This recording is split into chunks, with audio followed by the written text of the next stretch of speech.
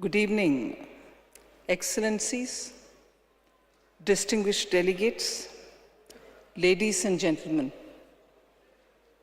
It's a privilege to address you at the Leadership Summit of the International Business Forum, held alongside the 4th International Conference on Financing for Development here in Sevilla, Spain.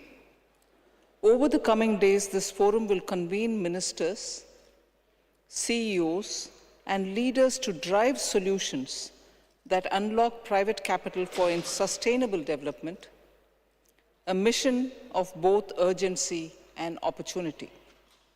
As we shift from commitments to action, following the FFD4 outcome, the importance of private capital cannot be overstated. Private investment is a catalytic force, unlocking capital, boosting productivity, fostering innovation, and introducing technological rigor, all essential for inclusive, sustainable economic growth. In an era of volatile FDI inflows, mounting global uncertainty, private capital has emerged as an increasingly important source of development finance. In recent years, we have witnessed encouraging growth in private investment, supported by a rise of innovative financial instruments alongside traditional sources. However, private capital mobilization remains significantly low and much below what is required, with low and middle income countries receiving a disproportionately small share. This underscores the urgent need for targeted efforts to overcome investment barriers and better align financial flows with development priorities. Key challenges for the emerging market and developing economies include a high cost of capital, a shortage of bankable projects, regulatory and institutional constraints, limited local capacity, and high perception of risk, both country-specific and currency-related.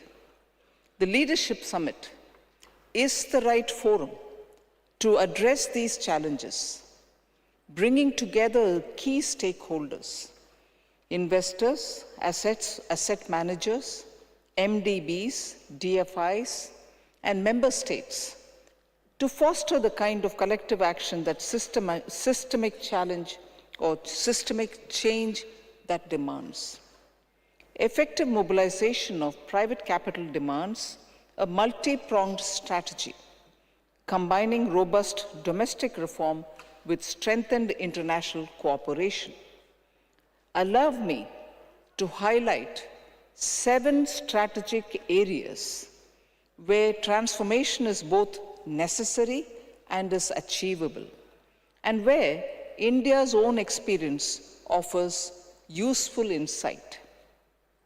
First, strong domestic financial markets are the foundation of investments.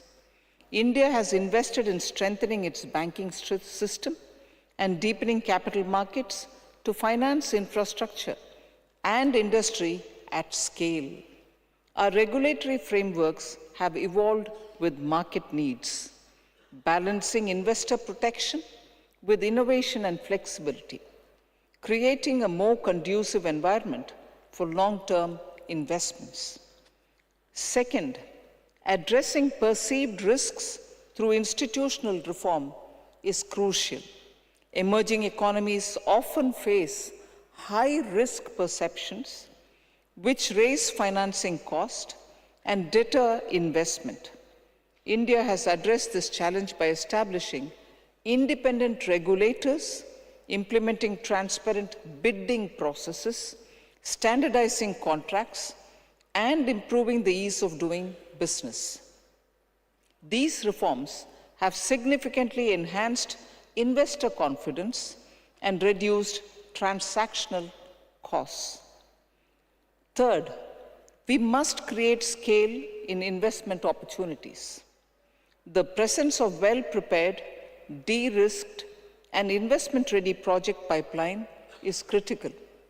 India's renewable energy transformation from just 2.8 gigawatt of installed solar capacity in 2014 to over 110 gigawatt today, just a matter of 10 years, was enabled by clear national targets, streamlined procurement, and government-backed risk mitigation. This model attracted institutional investors, including pension and sovereign wealth funds. Fourth, blended finance must be scaled up by leveraging public and concessional finance to de-risk private investment. Innovative tools such as sovereign green bonds, thematic bonds, and impact investment instruments address market failures and channel commercial capital into priority sectors like climate, health, education, and gender equality. For maximum impact, these models must be transparent, measurable, and tailored to local contexts. Fifth, multilateral development banks and development finance institutions must assume a strong and stronger enabling role. Many sustainable development projects lack initial commercial viability, deterring early-stage private investment. MDBs and DFIs are uniquely positioned to bridge this gap through concessional finance, guarantees, credit enhancements, and project preparation support, thereby improving risk-return profiles and attracting private capital. Sixth, international credit rating methodologies must evolve to better reflect the structural strength and long-term resilience of EMDEs. Current sovereign ratings often understate key fundamentals. India, for example, with a sustained high growth trajectory and sound fiscal management, its sovereign rating does not fully reflect its macroeconomic stability. Reforming rating methodologies would not only enhance fairness, but also reduce financing cost and unlock far greater volumes of private investment. Despite growing global consensus, actual financial flows to emerging markets and developing economies have struggled to gain momentum. This underscores the need for early structured engagement between MDBs and credit rating agencies to recalibrate risk assessments and unlock sustainable capital at scale.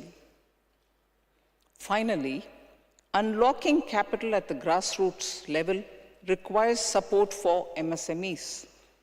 These engines of inclusive growth need access to credit, technology, and capacity building, along with simplified compliance frameworks.